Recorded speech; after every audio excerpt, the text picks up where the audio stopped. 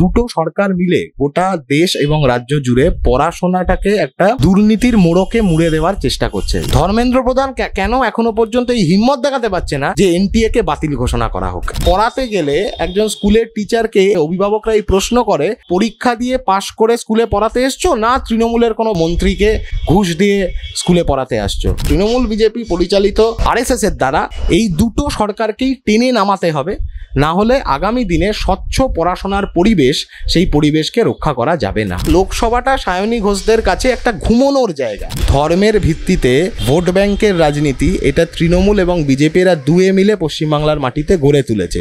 এটা থেকে বেনিফিটেড হয়েছে আরএসএস দিনের পর দিন। যে বুলডোজার রাজনীতি নরেন্দ্র মোদী গোটা দেশ জুড়ে কায়েম করবার চেষ্টা করেছে, পশ্চিমবাংলার মাটিতেও সেই একই বুলডোজার রাজনীতি মমতা ব্যানার্জি কায়েম করবার চেষ্টা করছে। তার প্রথম এপিসোড এই হকার উচ্ছেদটা। এই মমতা ব্যানার্জি একটা সময় বলেছিল চপ ভাজা, আবার পরের দিন সেই চপ ভাজার দোকানটাকেই দুর্মুষ করে দিচ্ছে বুলডোজার দিয়ে। এরা যেমন গরিব মানুষের পেটে লাথি মারছে দিনের পর দিন, গরিব মানুষ তারাও কিন্তু একজোট হচ্ছে এই সরকারটার চেয়ারের পায়াতে লাথি মারবার জন্য। দাদা, রাজ্য সরকারের শিক্ষাক্ষেত্রে দুর্নীতি আমরা দেখেছি, এখন কেন্দ্র সরকারের যে নিট তত্ত্বাবধানে সেই নিটেরও দুর্নীতি আমরা দেখলাম। অবশেষে আমরা দেখলাম যে আজকে গ্রেপ্তার হয়েছে দুজন। কিন্তু এই যে তাদের ছাত্রছাত্রীদের ভবিষ্যৎ কি হচ্ছে? রাজ্য সরকারের উপরে ভরসা করতে পারছে না, কারণ দীর্ঘদিন প্রায় 2 বছর পেরিয়ে গেছে এই যে একটা চলছে অবস্থা, শিক্ষা ব্যবস্থার যারা মাথা তারা জেলে রয়েছে। এখানে কেন্দ্রেরও সেই একই অবস্থা, ছাত্রছাত্রীদের ভবিষ্যৎ। এক হচ্ছে এই রাজ্যে আমরা দেখেছি এসএসসি টেট, আর কেন্দ্রের সরকারের বেলায় আমরা দেখছি এখন গোটা দেশ জুড়ে নিট নেট, তার সাথে যুক্ত হয়েছে নিট পিজি পরীক্ষাটাও হচ্ছে যে পোস্টপোন করে দিয়েছে। পাশাপাশি সিএসআইআর নেট ভীষণ গুরুত্বপূর্ণ পরীক্ষা, সেটাও হচ্ছে পোস্টপোন করে দিয়েছে। ইউজিসি নেটের ক্ষেত্রে একদিন পরীক্ষা হলো, গোটা দেশের প্রায় 9 লক্ষেরও ওপর ছাত্রছাত্রী তারা সেই পরীক্ষায় বসলো, পরীক্ষা দিল, পরের দিনই 24 ঘন্টার মধ্যে সেই পরীক্ষাটা বাতিল হয়ে গেল। দুটো সরকার মিলে গোটা দেশ এবং রাজ্য জুড়ে পড়াশোনাটাকে একটা দুর্নীতির মোড়কে মুড়ে দেওয়ার চেষ্টা করছে, যাতে করে ছেলেমেয়েরা, সাধারণ ছাত্রছাত্রীরা তারা পড়াশোনার প্রতি সামগ্রিক আগ্রহ, সেই আগ্রহটা হারিয়ে ফেলে। নিট নেট এই ধরনের পরীক্ষা দেওয়ার জন্য যে মানে সীমাহীন পরিশ্রমের প্রয়োজন হয়, গোটা বছর জুড়ে হচ্ছে যে প্রস্তুতি নিতে হয়, তার একটা মানসিক চাপ পড়ে। এই সমস্ত কিছুর পরে দাঁড়িয়েও যখন সেই ছেলেমেয়েগুলো দেখে যে তারা পরীক্ষা দেওয়ার পরে সেই প্রশ্ন লিক হয়ে গেছে, ব্যাপক মানে কয়েক লক্ষ কোটি টাকার দুর্নীতি একটা পরীক্ষাকে ঘিরে, পরের পরীক্ষাটা বাতিল হয়ে গেল, 34 লক্ষ ছাত্রছাত্রীর জীবন, তাদের ভবিষ্যৎ, তাদের এই গোটা প্রস্তুতি সেই সমস্তটা জলে অনিশ্চয়তার মুখে পড়ে গেল। যে হতাশা তৈরি হচ্ছে ছেলে মেয়েদের মধ্যে, এই হতাশাটার থেকে সুফল পাবে হচ্ছে সরকার, কারণ সরকারের টার্গেট এই হতাশাটাকে পুঁজি করে এই ছেলে মেয়েগুলোকে তাদের জীবনটাকে আরও অন্ধকারের দিকে পরিচালিত করার। আমরা বলছি এটা চলতে পারে না। ধর্মেন্দ্র প্রধান দেশের শিক্ষামন্ত্রী, তার কি ট্রানজ্যাকশন আছে, তার কি যোগসাজশ আছে এনটিএ নামক এই সংস্থার সঙ্গে, যে এই সংস্থা 7 বছর ধরে একটানা যেভাবে অব্যবস্থা সামনে রেখেছে, একটার পর একটা কম্পিটিটিভ এক্সামকে কেন্দ্র করে প্রতিটা পরীক্ষায় দুর্নীতির ঘটনা সামনে এসছে, অভিযোগ সামনে এসছে। প্রতিটা পরীক্ষার ক্ষেত্রে হচ্ছে যে চূড়ান্ত অব্যবস্থা, প্রশ্ন পদ্ধতি থেকে শুরু করে সেন্টার নির্বাচন থেকে শুরু করে গোটা পদ্ধতিটার মধ্যেই একাধিক সমস্যা, একাধিক অব্যবস্থার ছবি আমরা সামনে দেখতে পেয়েছি। তারপরে দাঁড়িয়েও এনটিএকে এখনো অবধি কেন বাতিল ঘোষণা করা হচ্ছে না? ধর্মেন্দ্র প্রধান কেন এখনো পর্যন্ত এই হিম্মত দেখাতে পারছে না যে এনটিএকে বাতিল ঘোষণা করা হোক? এনটিএ কবে তৈরি হয়েছিল? Narendra Modi national testing agency তৈরি করেছিল এনইপির একটি অংশ হিসেবে, যাতে করে গোটা পড়াশোনার ব্যবস্থাটা গোটা দেশের সেটা পিএমও থেকে সরাসরি হচ্ছে পরিচালিত হয়। এই লক্ষ্য থেকে কনকারেন্ট লিস্ট, যৌথ তালিকা, শিক্ষা যৌথ তালিকার ব্যাপার, গোটা দেশের যুক্তরাষ্ট্রীয় কাঠামো তার ওপর একটা আঘাত করে, একটা আক্রমণ করে এই এনটিএকে তৈরি করা হয়েছিল। এখনো অবধি এনটিএকে বহাল রাখবার কোন যৌক্তিকতা আছে যেখানে এই ধরনের দুর্নীতি? এনটিএর যে চেয়ারপারসন, এনটিএর যে চেয়ারম্যান, সে নিজে এনটিএর বিরুদ্ধে তদন্ত করবে? এটা কোনোদিন সম্ভব? এ তো হাস্যকর কথা হয়ে যাচ্ছে।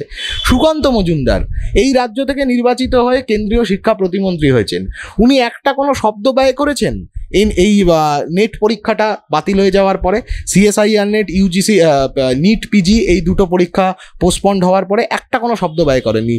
কবে শেষ কথা বলেছেন? নিট ইউজির যে পরীক্ষায় যে দুর্নীতি, নিট দুর্নীতি, এখন যেটাকে নিট দুর্নীতি নামে পরিচিত এখন সবার কাছে, সেই পরীক্ষার দুর্নীতি প্রসঙ্গে সুকান্ত মজুমদার কয়েকটা কথা বলেছিলেন, যে কথাগুলো একেবারে টোটালি কমিউনাল কথাবার্তা, বিদ্বেষমূলক কথাবার্তা। আল আমিন মিশনের মতন একটি ঐতিহ্যশালী প্রতিষ্ঠান, যে প্রতিষ্ঠানের মাধ্যমে বহু ছাত্রছাত্রী এই বাংলার তারা সমাজের নানা জায়গায় প্রতিষ্ঠিত হয়েছেন, পরবর্তীকালে গিয়ে ওই প্রতিষ্ঠানে পড়াশোনা করে, সেই প্রতিষ্ঠান সম্পর্কে জঘন্যতম আক্রমণ করেছেন সুকান্ত মজুমদার। বিদ্বেষ ছড়ানোর জন্য একটি নির্দিষ্ট সম্প্রদায়কে টার্গেট করে কথা বলে গেছেন, এর বেশি আর কোনো ব্যবস্থা নেননি। কেন্দ্রের শিক্ষা ব্যবস্থা নিয়ে পুরোপুরি দুর্নীতি, এসএফআই কি আন্দোলন করেছে? আমরা একের পর এক রাস্তায় নেমেছি, রাস্তায় নামছি, রাস্তায় থাকবো, কারণ রাস্তায় দাঁড়িয়েই এই দুর্নীতির মোড়কে মুড়ে দেওয়া পড়াশোনার ব্যবস্থাটাকে ভেঙে স্বচ্ছ পরীক্ষা পদ্ধতি, স্বচ্ছ পড়াশোনার পরিবেশ, পঠন পাঠনের পরিবেশটা তো ফেরাতে হবে। গোটা দেশ জুড়ে এই দুটো সরকার মিলে একের পর এক এই দুর্নীতিগুলো সংগঠিত করে যে জায়গাটা তৈরি করবার বন্দোবস্ত করছে, সেখানে দাঁড়িয়ে বাড়িতে অভিভাবকরা তারা হচ্ছে যে একটা চিন্তার মধ্যে পড়ে গেছে, একটা সামাজিক অবক্ষয়ের দিকে নিয়ে গেছে গোটাটাকে। এখন কেউ স্কুলে পড়াতে গেলে একজন স্কুলের টিচারকে এই প্রশ্ন করা হয়, অভিভাবকরা এই প্রশ্ন করে যে তুমি আদৌ পরীক্ষা দিয়ে পাশ করে স্কুলে পড়াতে এসছো, না তৃণমূলের কোনো ব্লক সভাপতি, কোনো মন্ত্রীকে ঘুষ দিয়ে স্কুলে পড়াতে আসছো। শিক্ষকদের প্রতি এই অসম্মানের জায়গাটা তৈরি করেছে তৃণমূল কংগ্রেসের সরকার। এখন তো গোটা দেশ জুড়ে কেউ ডাক্তার হলে সেই ডাক্তারের কাছে গিয়ে এই প্রশ্ন করবে যে তুমি কি ওই লিক হয়ে যাওয়া প্রশ্নপত্র আগের দিন রাতে পেয়ে তারপরে পরীক্ষা দিয়ে হচ্ছে যে ডাক্তার হয়েছো, নাকি স্বচ্ছভাবে ডাক্তার হতে পেরেছো। কোনো অধ্যাপক সে যখন কলেজে পড়াতে যাবে তাকে তো এই প্রশ্ন করা হবে যে তুমি কি যে বছর নেটে দুর্নীতি হয়েছিল সেই বছর পাশ করে হচ্ছে যে তুমি অধ্যাপক হয়েছো বা রিসার্চার হয়েছো। অতএব উচ্চশিক্ষার প্রতিটা ক্ষেত্রকে ধ্বংস করে দেওয়ার পরিকল্পনা করেছে। আবার উচ্চশিক্ষার এই ক্ষেত্রগুলোকে ধ্বংস করবার ফলে যেটা হবে, ভবিষ্যতে একেবারে প্রাথমিক শিক্ষার স্তর থেকে পড়াশোনার ব্যবস্থাটা ঘেঁটে যাবে, নষ্ট হয়ে যাবে। সেইটাই তৃণমূল, বিজেপির, এদের দুজনেরই টার্গেট। এবং মূলত এরা যাদের দ্বারা পরিচালিত, তৃণমূল বিজেপি পরিচালিত আরএসএস এর দ্বারা, আরএসএস এর টার্গেট এটা, যাতে আরও সহজে একটা বড় অংশের অশিক্ষিত বেকার বাহিনী এরা তৈরি করতে পারে, পড়াশোনার থেকে দূরে থাকা বেকার বাহিনী এরা তৈরি করতে পারে, যাদের মধ্যে যুক্তিবোধ, প্রশ্ন, সংশয় করবার ক্ষমতা, এই ক্ষমতাগুলো থাকবে না। এর সুবিধাটা নেবে আরএসএস, এর সুবিধাটা নেবে তৃণমূল আর বিজেপি। আমরা বারবার এই সম্পর্কে রাস্তায় নেমেছি। কয়েকদিন আগে আমাদের মহামিছিল হয়েছে। গণ আন্দোলনের ক্ষেত্রে এসএফআই আমরা ভূমিকা আগে দেখেছি, কিন্তু এই যে নিট বা নেটের দুর্নীতি এখন দেখতে পাচ্ছি, এখানে আমরা কলকাতা কেন্দ্রিক আন্দোলন দেখতে পাচ্ছি, জেলা কেন্দ্রিক আন্দোলন। কোথায়? প্রতিটা জেলায় হচ্ছে যে বিক্ষোভ কর্মসূচি সংগঠিত হয়েছে। প্রতিটা জেলায় হচ্ছে ধর্মেন্দ্র প্রধান থেকে শুরু করে, সুকান্ত মজুমদার থেকে শুরু করে মমতা ব্যানার্জি, নরেন্দ্র মোদীদের কুশপুতুল পোড়ানো হয়েছে। এবং এই ঘটনাও হয়েছে, পুলিশ একই সাথে মমতা ব্যানার্জির কুশপুতুলের যে ছবিটা, সেই ছবিটাও চুরি করছে, আবার সুকান্ত মজুমদারের কুশপুতুলের ছবিটাও চুরি করছে। এতদিন আমরা দেখতাম মমতা ব্যানার্জির ছবিটা চুরি করে নিয়ে মানি ব্যাগে রেখে দিয়ে সেই ছবি দেখিয়ে তারপরে গিয়ে পুলিশ তার কাটমানির সিস্টেমটা তৈরি করত। এখন দেখছি সুকান্ত মজুমদারের ছবিটাও চুরি করে নিচ্ছে মমতা ব্যানার্জির পুলিশ। পরিষ্কার হয়ে যাচ্ছে এটা, যে যারা বাংলার মাটিতে টেট দুর্নীতিতে মদত দিয়েছে, তারাই সেই একই চিন্তা ভাবনার ফলাফলই গোটা দেশের বুকে নেট দুর্নীতি বা নিট দুর্নীতিতে তারা মদত দিচ্ছে। এই দুটো সরকারকেই টেনে নামাতে হবে, না হলে আগামী দিনে স্বচ্ছ পড়াশোনার পরিবেশ, সেই পরিবেশকে রক্ষা করা যাবে না। আচ্ছা, এর আগে আমরা দেখেছি বারে সিপিএম এর যে বারে শূন্য তকমা শোনা গেছে বারে, এবারও লোকসভা নির্বাচনেও তাই দেখলাম। এটা বারবার বলা হয়েছিল যে প্রবীণদেরকে সরিয়ে এসএফআই বা নবীনদেরকে সুযোগ দেওয়া হয়। লোকসভা নির্বাচনে আমরা দেখলাম এসএফআইদের সুযোগ দেওয়া হয়েছে, অনেক তরুণ তুর্কিদেরকে আমরা সুযোগ দেখলাম, কিন্তু তারপরও সেই তকমা গেল না। এই তকমাটা তো প্রস্তুত করা হয়েছে যাতে গোটা দেশ জুড়ে বামপন্থী আন্দোলনকে, বলছি আমি, গোটা দেশ জুড়ে বামপন্থী আন্দোলনকে যাতে এই শূন্যের ন্যারেটিভটা সেট করে আটকে দেওয়া যায়।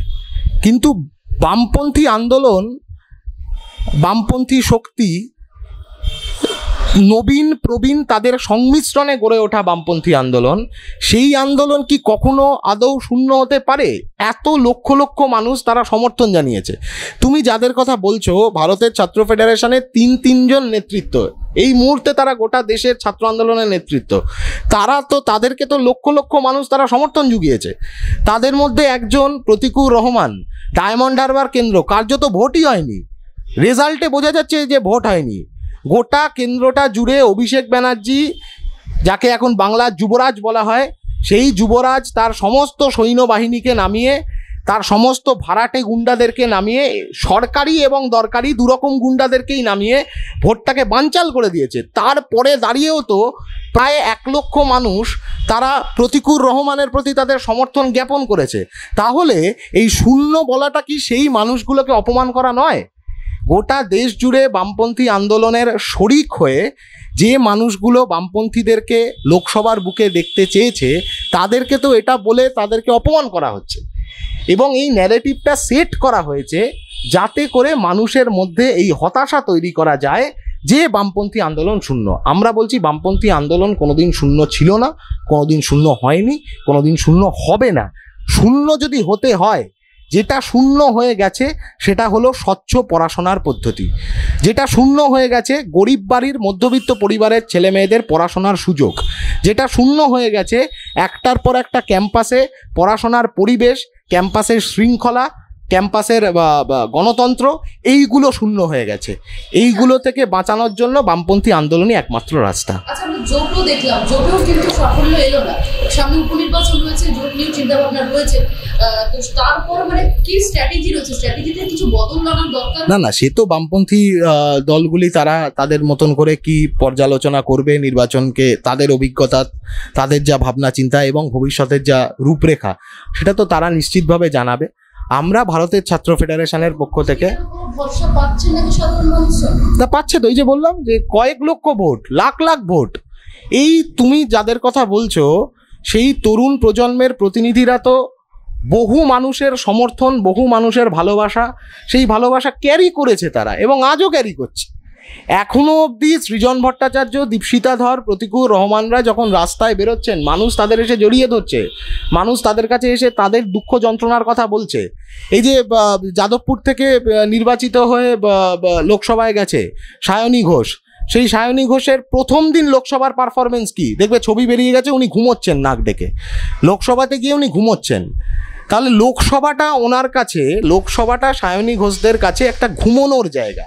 আমরা বলছি দেশের আইনসভা ঘুমোনোর জায়গা নয়, দেশের আইনসভাটা মানুষকে জাগানোর জায়গা এবং মানুষের জেগে থাকার কথাগুলো ওখানে রেজিস্টার করার জায়গা।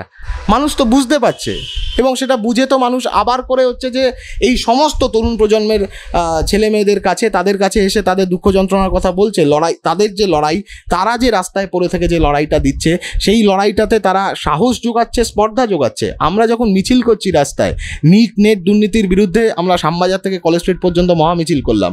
কলেজ স্ট্রিটে তখন অবরোধ করে কুশপুতুল দাহ করা হচ্ছে, পুলিশ এসে আটকানোর চেষ্টা করছে। কলেজ স্ট্রিটের সাধারণ মানুষজন তারা এসে পুলিশকে প্রতিহত করছে। আমাদের প্রতিরোধ করতে হচ্ছে না, সাধারণ মানুষজন এসে পুলিশের বিরুদ্ধে প্রতিরোধ সংগঠিত করছে। আমরা বলছি এইটাকে শূন্য বলে দাগিয়ে দেওয়ার মানে হলো যে মানুষ এখনো অবধি দেশ বাঁচানোর কথা, এই রাজ্যটাকে বাঁচানোর কথা বলছে, তাদের মুখ বন্ধ করে দেওয়ার চেষ্টা। তাদের মুখ বন্ধ করা যাবে না। তারা তাদের কণ্ঠস্বর আরও বেশি হচ্ছে যে জোরালো হবে, আরও বেশি তার ডেসিবেল আরও বাড়বে, এইটা আমরা বলতে পারি। আচ্ছা, এই ধর্ম নিয়ে রাজনীতির কথা তোমরা বারবার বলেছো, তৃণমূল বা বিজেপি ধর্মের রাজনীতি করছে, কিন্তু সেখানে আমরা দেখলাম যে মুসলিম ভোট তো পুরোপুরি তৃণমূল পেয়েছে, এখানে হিন্দু ভোটও দেখছি বিজেপি পাচ্ছে। তাহলে আটকানো তো যাচ্ছে। এটার মানে তুমি যে কথাটা বললে তারই মানে তো হচ্ছে যে ধর্ম নিয়ে রাজনীতি। এই ভোট ব্যাংকের রাজনীতি, ধর্মের ভিত্তিতে ভোট ব্যাংকের রাজনীতি, এটা তৃণমূল এবং বিজেপিরা দুয়ে মিলে পশ্চিমবাংলার মাটিতে গড়ে তুলেছে। তৃণমূল গড়েছে বিজেপিকে অজুহাত করে, বিজেপি গড়েছে তৃণমূলকে অজুহাত করে, এবং এটা থেকে বেনিফিটেড হয়েছে আরএসএস দিনের পর দিন। পড়াশোনার কথা, রুটি রুজির কথা, কর্মসংস্থানের কথা, এই কথাগুলোকে পেছনে ফেলে ধর্মের চশমা সেইটাকে সামনে রেখে হচ্ছে যে নির্বাচনের এরিনাটাকে এরা তৈরি করতে চাইছে। কিন্তু আমরা এখনো বলছি, লাখ লাখ মানুষ তারা রুটি রুজির এজেন্ডাতেই ভোট দিয়েছে। গোটা দেশ জুড়ে নির্বাচনটা হয়েছে রুটি রুজির এজেন্ডায়। রুটি রুজির এজেন্ডায় নির্বাচন হয়েছে বলেই বিজেপির মতন একটা শক্তিকে, যারা নির্বাচনের প্রচার শুরু করেছিল আপকি বার 400 পার বলে, তাদেরকে 400 থেকে অনেক আগে হচ্ছে যে আটকে দেওয়া গেছে। এটা হতো না যদি না বামপন্থীরা রুটি রুজির এই ন্যারেটিভকে, রুটি রুজির এই কথাগুলোকে, মানুষের প্রতিদিনকার জীবনের যন্ত্রণার এই কথাগুলোকে তুলে না ধরতো গোটা দেশ জুড়ে। এইখানেই বামপন্থীরা চ্যাম্পিয়ন। এবং আগামী দিনে এই রুটি রুজির লড়াই পড়াশোনার জন্য, কর্মসংস্থানের জন্য, চাকরির জন্য, কাজের জন্য, বেকারত্ব ঘোচানোর জন্য, সাধারণ পরিবারের, মধ্যবিত্ত বাড়ির, গরিব বাড়ির, প্রান্তিক অংশের ছেলেমেয়েরা যাতে পড়াশোনার সুযোগ পায়, যেটা তাদের সাংবিধানিক অধিকার, right two education, right two employment, এই সবটাকে সামনে রেখে আরও বড় আকারের লড়াই আন্দোলন সেইটা সংগঠিত করবার দিকে আমরা এগোবো। আচ্ছা, এই রাজ্যে তো আমরা দেখছি দীর্ঘদিন ধরে চাকরি কোনো নিয়োগ হচ্ছে না, শিল্প নেই। সেই জায়গায় দাঁড়িয়ে আমরা দেখছি যে অনেক শিক্ষিত বেকারও কিন্তু হকারি করছে। হঠাৎ করে মুখ্যমন্ত্রী মমতা বন্দ্যোপাধ্যায় হকারদের উচ্ছেদ করলেন, আবার আজকে বলেছেন যে 1 মাস পর হকারদের উচ্ছেদ করা হবে, কিছুটা সময় দিলেন। কিভাবে দেখছেন বিষয়টা? তো এক তো হচ্ছে যে বেকার সমস্যাকে এমন জায়গায় নিয়ে যাওয়া হচ্ছে যে বহু পড়াশোনা জানা ছেলে মেয়ে MBA পাস করেছে, মাস্টার ডিগ্রি পাস করেছে উইথ ফ্লাইং কালার্স, ভালো নাম্বার নিয়ে মাস্টার ডিগ্রি পাস করেছে, কিন্তু তাকে পাড়ার মোড়ে একটা চায়ের দোকান নিয়ে বসতে হচ্ছে। আজকে আবার সরকার তাকে চাকরির ব্যবস্থা করে দিল না, সরকার তার রুটি রুজির সংস্থান করে দিল না, উল্টে তার যেটুকু সংস্থান সে নিজের মতন করে তৈরি করেছিল সেটাকেও বুলডোজার দিয়ে ধ্বংস করে দেওয়ার চেষ্টা করছে। মনে করে দেখো, এই বুলডোজারের রাজনীতি আমরা দেখেছিলাম দিল্লির বুকে, নরেন্দ্র মোদী। এই যে একই ছবি, এই যে একই ধরনের ভাবনা, যে বুলডোজার রাজনীতি নরেন্দ্র মোদী গোটা দেশ জুড়ে কায়েম করবার চেষ্টা করেছে, পশ্চিমবাংলার মাটিতেও সেই একই বুলডোজার রাজনীতি মমতা ব্যানার্জি কায়েম করবার চেষ্টা করছে। তার প্রথম এপিসোড এই হকার উচ্ছেদটা ভয়ানক জায়গায় নিয়ে যাচ্ছে বিষয়টাকে। এমন একটা পরিবেশ পরিস্থিতি তৈরি করছে যেখানে দাঁড়িয়ে এই মমতা ব্যানার্জি একটা সময় বলেছিল যে চাকরি নেই তো কি হয়েছে, চপ ভাজো। তাহলে চপ ভাজবে কোথায়? বাড়ির উঠোনে বসে চপ ভাজবে? চপ ভাজতে গেলে তো পাড়ার মোড়ে ফুটপাতের ওপরে একটা দোকান নিতে হবে, একটা দোকান করে চপ ভাজতে হবে। একদিন দাঁড়িয়ে বলছে চপ ভাজো, আবার পরের দিন সেই চপ ভাজার দোকানটাকেই দুর্মুষ করে দিচ্ছে বুলডোজার দিয়ে। অতএব গোটা রাজ্যের ছাত্র যুব অংশের ছেলেমেয়েদেরকে ক্রমশ আরও ভয়ানক বিপদের দিকে এরা টেনে নিয়ে যাচ্ছে। একটার পর একটা নীতি এমনভাবে গ্রহণ করা হচ্ছে যাতে করে পেটে লাথি পড়ে গরিব মানুষের পেটে লাথি মেরে এই সরকারটা হচ্ছে নিজেরা টিকে থাকবার চেষ্টা করছে। এটা চলতে পারে না। এরা যেমন গরিব মানুষের পেটে লাথি মারছে দিনের পর দিন, গরিব মানুষ, মেহনতি মানুষ, মধ্যবিত্ত মানুষ, তারাও কিন্তু একজোট হচ্ছে এই সরকারটার চেয়ারের পায়াতে লাথি মারবার জন্য। এই হুঁশিয়ারি দিতে পারি।